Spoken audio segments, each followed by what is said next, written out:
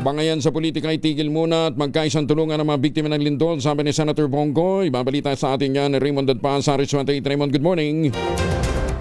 Nanawagan si Senador Christopher Bongo sa mga kapwa-opisyal ng gobyerno na itigil na muna ang bangayan sa politika at unahin ang pagtulong sa mga biktima ng lindol sa Mindanao.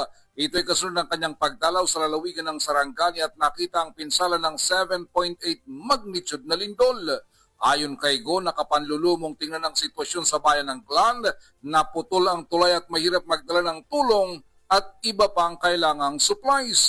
Nanawagan ito na sana ay suyurin ang maraming lugar sa Southern Mindanao na naapektuhan ng lindol dahil marami ang mga lugar pang hindi nararating sa ngayon. Sabi ni Mayor Tata Yap, si Senator Go pa lamang ang nakarating sa kanila para maghatid ng tulong.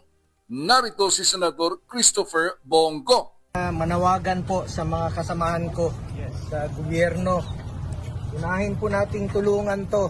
Tulad nito, yung kanyang munisipyo. Nasira na, walang gasolina rito, mahal pa ng gasolina. Naghihirap po yung mga kababayan natin.